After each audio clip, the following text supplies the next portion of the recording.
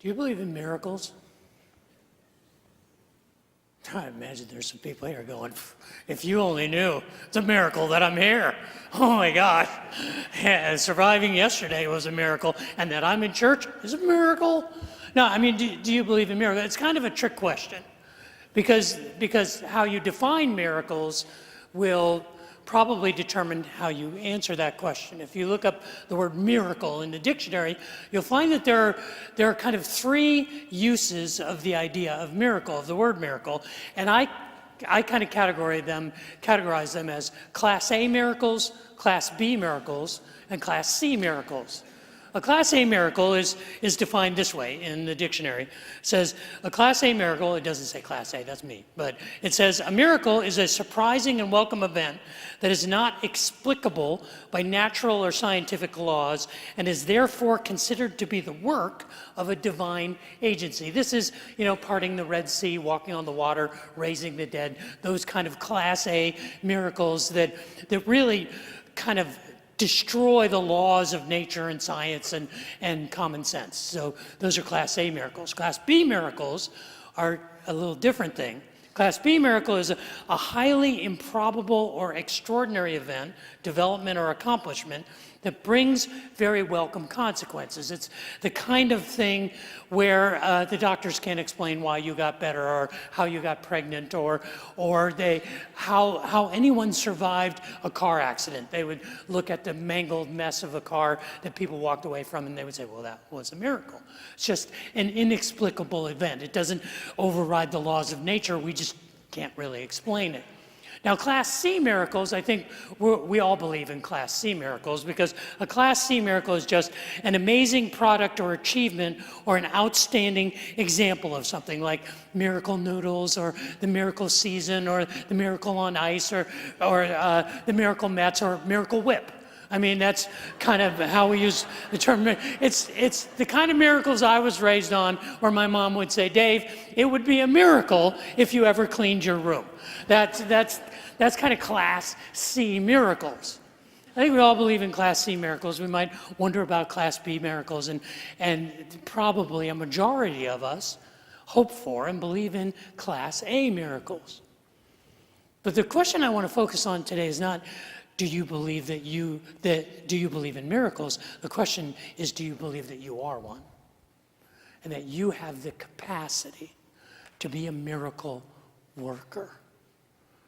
That's what we want to wrestle with today. Not whether there or not they're miracles, but do you realize that you are one? Before we wrestle with that, would you pray with me for a moment? Father in heaven, I would ask that the words of my mouth and the meditations of my heart would be pleasing in your sight, that you would use your words spoken by your servant and anointed by your Spirit to challenge us, not just to be a miracle in someone else's life, but to be the miracle workers you have invited us to be. Pray that for myself and for my family and for all of us here.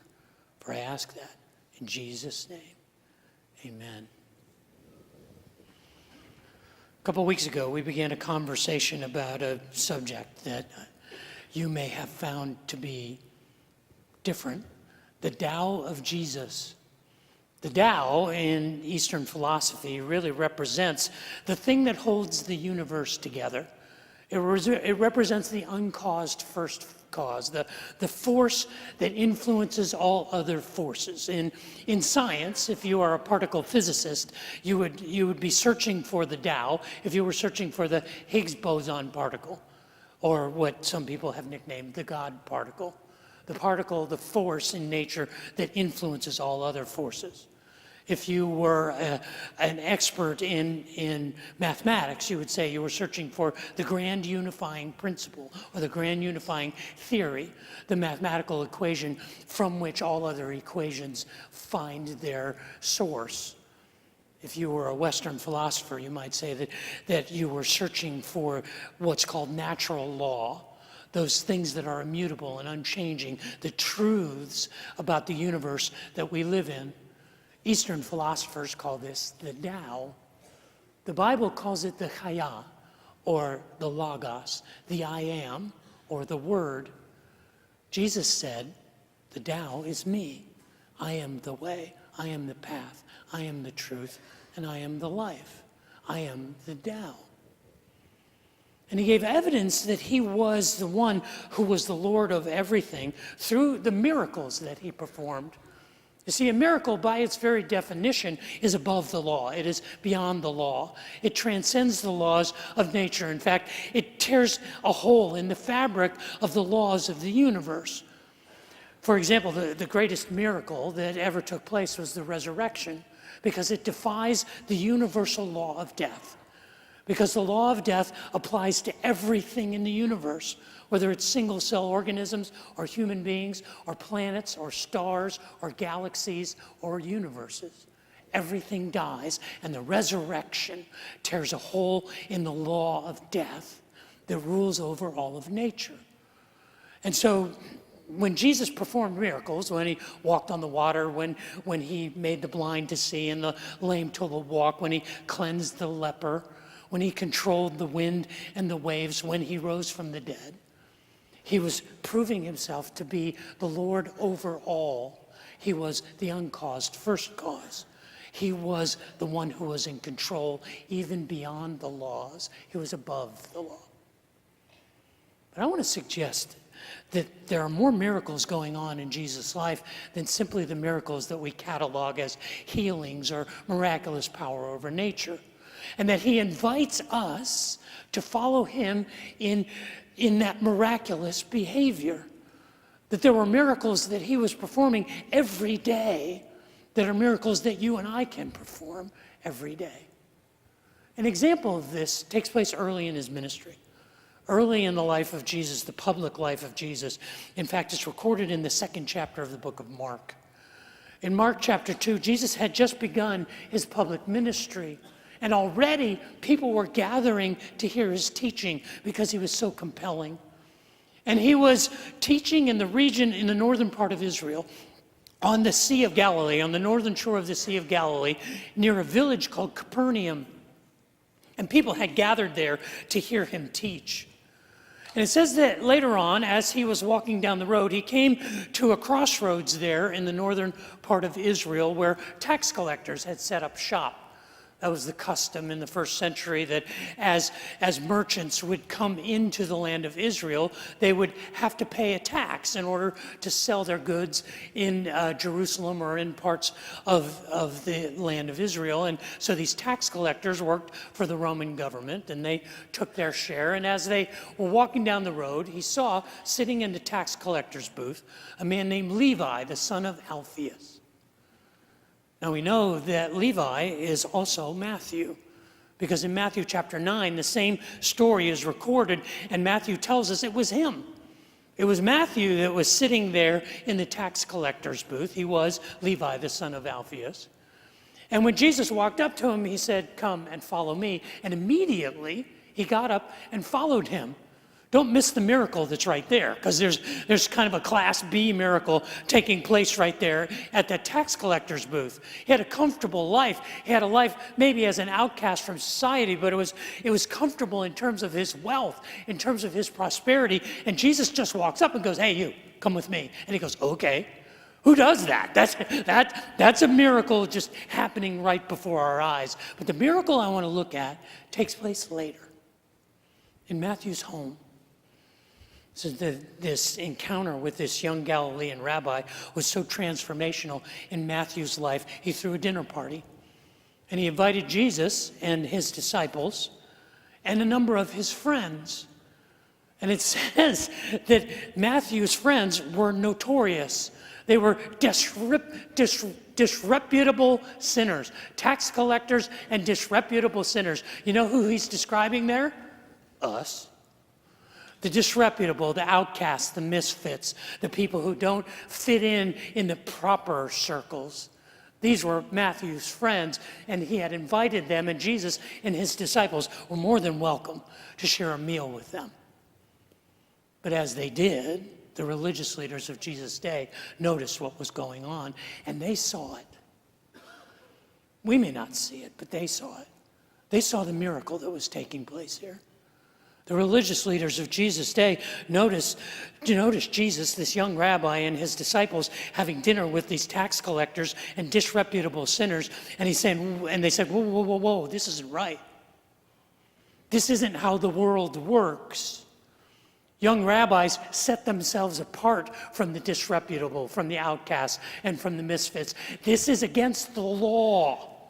Is a violation of the rules of how the world works, how you live a godly life. You don't associate the godly with the ungodly, the clean with the unclean. They said the laws are being broken here, and what they were seeing was a miracle taking place. Because a miracle tears at the fabric of the laws of the universe, and it overrides them. It says there is something greater than the laws that govern human existence, that govern the operation of the universe. And those, in this case, was the miracle of mercy. What they were seeing, and they didn't know it, because they say to Jesus' disciples, they say, how is it that this young teacher, your master, your rabbi, how is it that he hangs out, that he associates with such scum? This can't be. This is a violation. This is against the rules of the world that we live in as rabbis, as godly people. This is a violation of that. They didn't know it, and perhaps you never realized it, but what they were identifying was a miracle, the miracle of mercy. Jesus heard them say this, and he says, in response to their criticism, he says, well, doctors, healthy people don't need doctors, sick people do. And then he says, you would do well to learn your own scripture, to learn what it means when God says, I desire mercy more than I desire your ritual sacrifices. He says, I have come to call not those who think they are righteous, but those who know that they are sinners. And it's here in Jesus' response that he kind of gives us an outline of what the miracle of mercy looks like. And I think by invitation says, this is the kind of miracles that you and I should be doing. That we tear at the fabric of the laws of the universe, the laws of convention, when we show forgiveness and kindness and grace and mercy.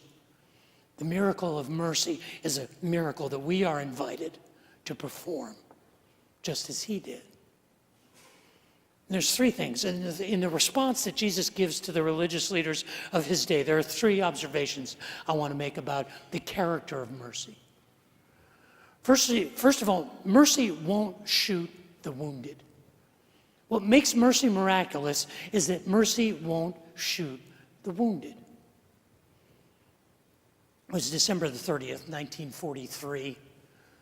21-year-old, fresh out of flight school, second lieutenant from West Virginia, a self-described West Virginia farm boy named Charles Brown, yes, his name was Charlie Brown, was in command of a B-17 on his first combat mission of World War II. He was part of a bomber squadron that was tasked with attacking the aircraft factory in Bremen, Germany. It was an extremely hazardous mission because Bremen was surrounded by at least 250 anti-aircraft sites. And as the B-17 squadron approached their bomb run over Bremen, Germany, the flak rose up from around Bremen. And young Lieutenant Brown's B-17 was hit multiple times. His tail gunner was killed and the rudder on his aircraft was damaged. His number 2 and his number 4 engine were damaged to where number 2 was no longer operational and the elevator on the port side of his aircraft was now jammed. By the time they had completed their bombing run, the nose cone of the B-17 had been shattered and 8 of the 11 crew members, including Lieutenant Brown, were wounded. As they left the skies over Bremen at 23,800 feet, the operating systems of the aircraft began to fail, which is a problem at that altitude because it was 60 below zero. And as the aircraft began to struggle to keep up with the rest of the squadron. It became a sitting duck, and for 11 minutes suffered the attack of Luftwaffe fighter jets, which knocked out another engine and killed another, or wounded another of his 11 crew members. They were making their way toward England, barely flying, when another group of Luftwaffe fighters spotted the singular B-17. Leading that group was a German fighter ace named Franz Stigler. Stigler dove in on the B-17, and as he did, he noticed that none of the guns were returning fire.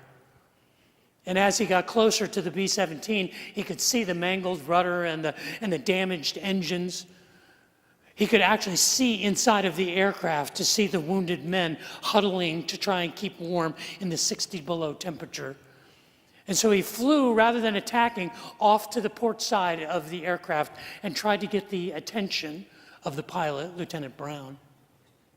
He waved at them, trying to signal them, trying to force them to land in Sweden where they could get medical attention. They would be interred for the remainder of the war, but they would live.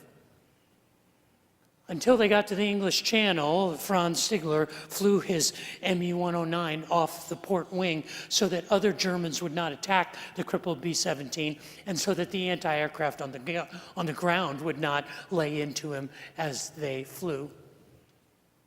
They got over the English Channel, and the two pilots looked at each other, saluted one another, and Stigler flew off.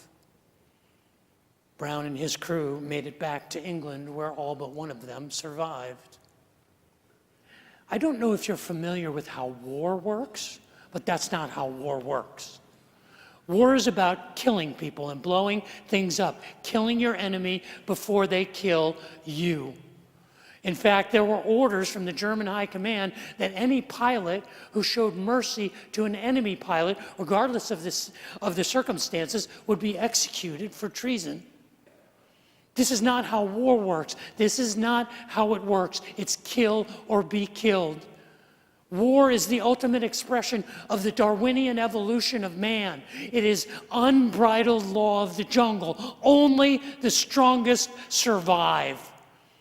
The law that governs our world is survival of the fittest, not survival of the kindest. What we saw in Matthew's home was the Lord of the universe, the Tao, the Lord of all things, who was tearing the fabric of the law of kill or be killed, the law of survival of the fittest, and he was showing mercy to the least of these. It was a miracle that was taking place there. He described it this way when the religious leaders were identifying this breaking of the law that was taking place. He said, there's a higher law. And you understand the higher law because a doctor is not needed by those who are healthy. The doctor is there for those who are sick. You want to know what the miracle of mercy looks like? It's a medical staff caring for a complete stranger. It is a first responder putting themselves in harm's way for people they never met. It is when we pour out our lives in kindness and forgiveness and grace and mercy to total strangers. When we hand out a sandwich to a homeless person, or we serve a person in need who can do nothing for us and ever repay us. This is a miracle that's taking place. Make no mistake about it. What was going on in that home in that first century, and what happens every day when kindness is randomly expressed without a thought of how it will be paid back, you are seeing a miracle, the miracle of mercy, the same miracle that Jesus was performing there in Matthew's home. Because mercy won't shoot the wounded. It was in 1986 that then retired Lieutenant Colonel Charles Brown wrote a letter to the International Air Combat Pilots Association. And he described a pilot who he had encountered in World War II who spared his life and the life of his crew. The letter was published in the Air Combat magazine, and he received a letter in return from Canada, a Lufthansa airline pilot living in Canada named Franz Stigler. sent him his name and his address and his phone number and a short note that said, "I am the one." Brown called Stigler, and Stigler described the events in perfect detail because he in fact was there. And the two men became friends for the rest of their lives until they died within a few weeks of each other in 2008. War knows nothing of mercy. Nature knows nothing of being merciful. It is a miracle whenever we see it. It is a miracle whenever we show it, because mercy won't shoot the wounded. Another thing that mercy won't do is mercy isn't concerned about results. Mercy isn't concerned with results. Now, if you're like me, that makes you uncomfortable. It's supposed to make you uncomfortable because we are taught from the time we are little children that that you have to be concerned with consequences. You have to focus on the ROI. If you want to be successful in life, you have to make decisions about how you're going to behave in the future based on the consequences of your choices right now. We know that we live in a world of cause and effect.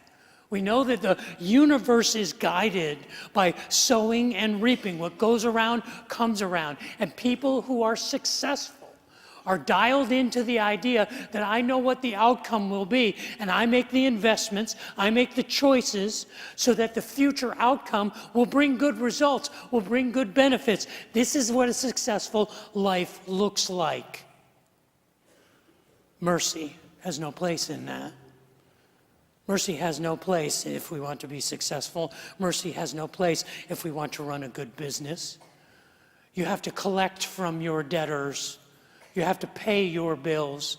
You make your investments wisely, calculating the return on those investments to be positive. You have to know when to hold them, and you have to know when to fold them. That is good business. That is not mercy. Mercy tears at the fabric of the laws of cause and effect. I have a friend who's a very good businessman. He lives in Dallas. He's a good friend. His name is Tom Landis. Over the years, Tom Landis has opened at least a dozen restaurants. He understands that industry, and he's been very successful at it, but there's nothing that compares to the restaurant he opened just 2 years ago.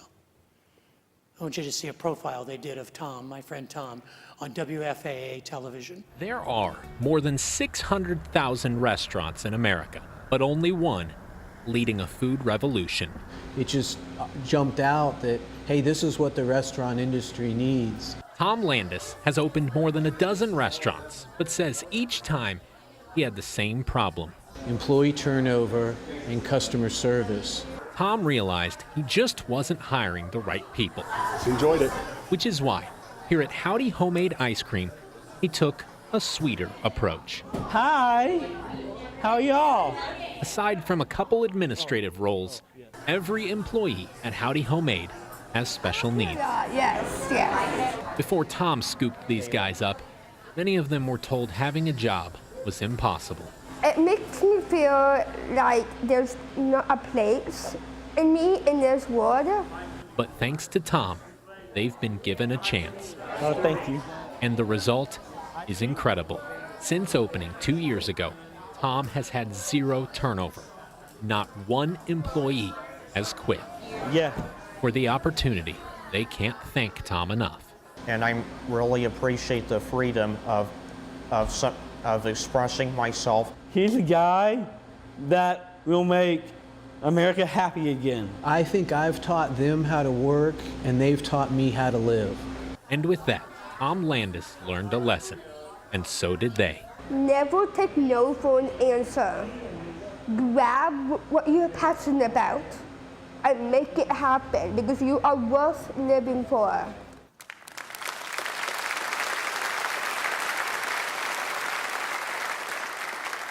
That is what the miracle of mercy looks like. You see, the religious leaders of Jesus' day saw that his behavior was contrary to the laws of cause and effect, to the rules of sowing and reaping. He was investing in people that had no possibility of ever returning on his investment. And they criticized him. And he said, you should pay attention to your own scripture. And you should understand what Hosea was saying when God recorded his words and he said, I desire from you mercy more than I desire your rituals and your religion and your sacrifices. He was quoting the book of Hosea, Hosea chapter 6, verse 6, where God said to his people, I desire from you mercy more than your religious offerings, and I wish that you would know me rather than make burnt offerings. I don't want your hollow religious gestures. I want you to know me. I want you to show mercy. I have called you to be miraculous people, to be people who promote the practice of the miracle of mercy. The key word there is the second word from the right. You read right to left in Hebrew. It's the word chesed. It is the Hebrew word for loving kindness. It is as close as the Hebrew language comes to unconditional love. You want to know what the miracle of mercy looks like?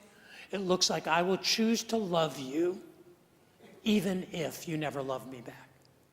I will choose to love you even if you can never repay me. I will choose to love you even if you never change. I will choose to love you regardless of whether or not it benefits me. We operate in a world that is guided by the idea of contractual love. I will love you if, I will love you when. We even sanctify it by saying, I will love you so that you will know you are loved. I will love you so that you might believe. I will love you so that you might be changed.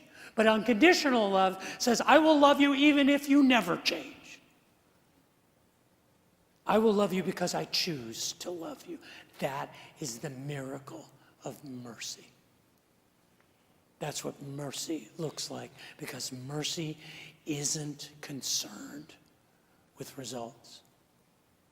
Mercy is a covenant, a unilateral expression of forgiveness and kindness and grace. That's why it's miraculous in the world that we live in, because it contradicts the laws that guide the behavior of the universe. It won't shoot its wounded. It isn't concerned with results. And the third attribute of mercy, mercy doesn't sink its own boat. I got to tell you something, and I just want to tell you secretly. So I'm probably out of the camera range, so you can lean in.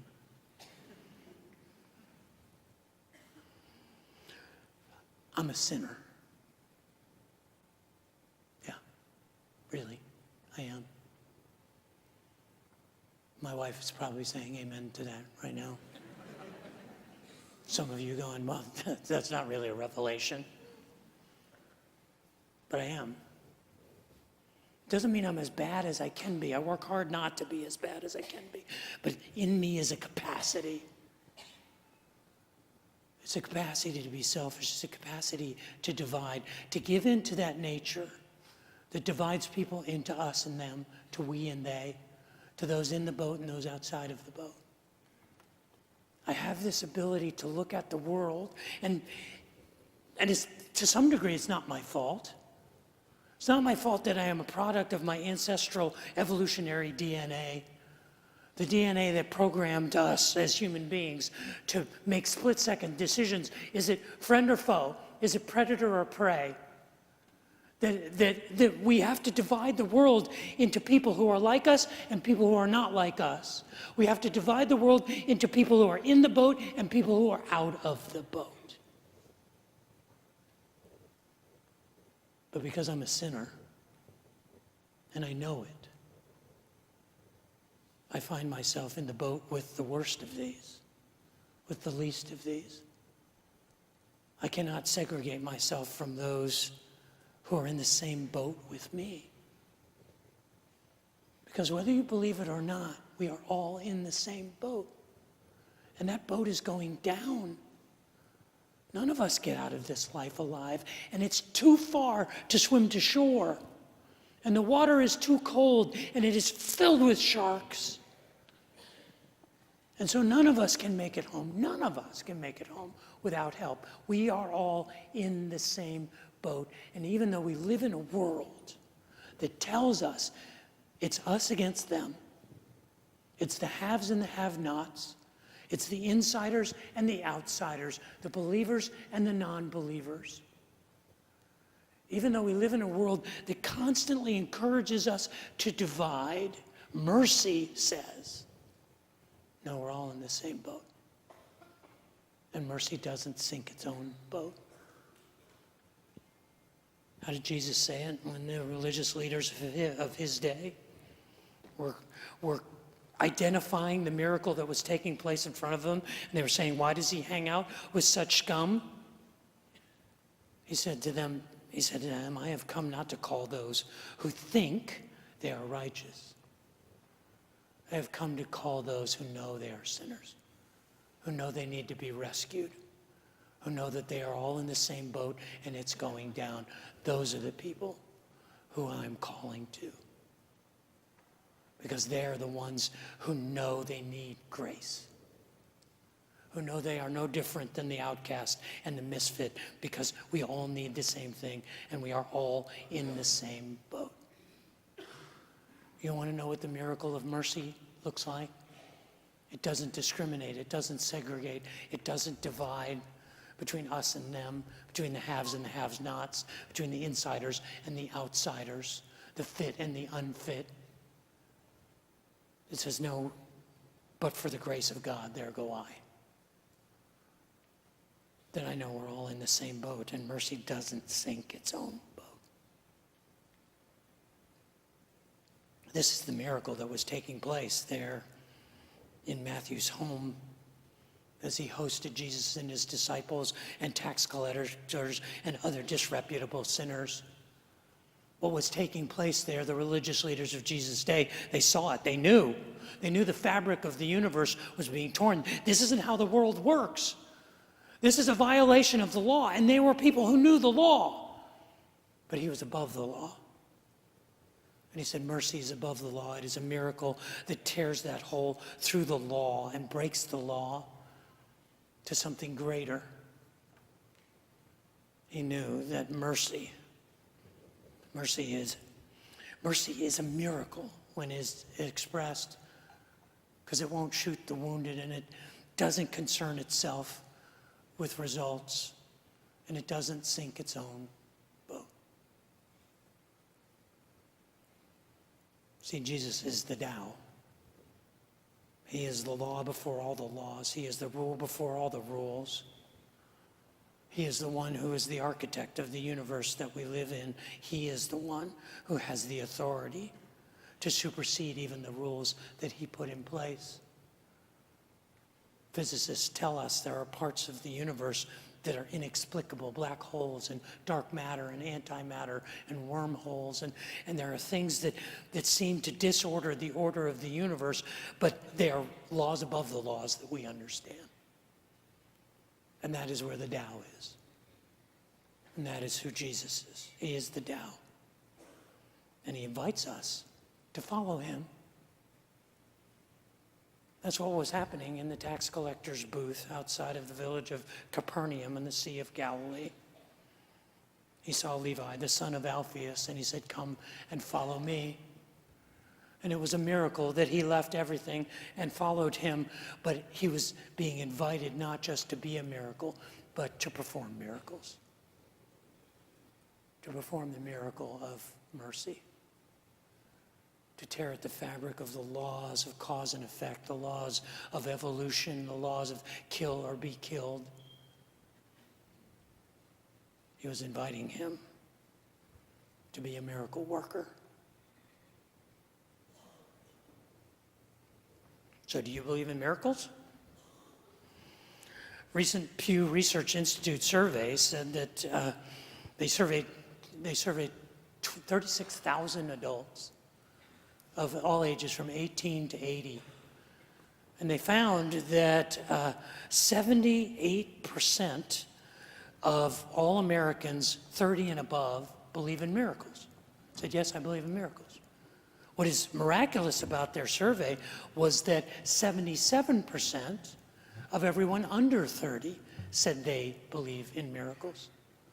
Wasn't miraculous that 83% of those who were practicing a religious affiliation said they believed in miracles. It was kind of interesting that 2/3, 66% of all Americans said that miraculous physical healings were possible. 27% of all Americans said they had witnessed a miraculous healing event. The most interesting aspect of that survey that I found were the 1,100 physicians who responded to that survey. Of the 1,100 physicians, they came from every religious and non-religious background, and yet 74% of all physicians said they believed that miracles had taken place in the past. And 73% of them said miracles could happen today. I don't know how you define a miracle, or whether you believe in Class A miracles or Class B miracles or Class C miracles, or believe in all of them. But what I would challenge you to believe is not whether or not you believe in miracles, but to believe that you are one, and that you are called to be a miracle worker. Go be miraculous.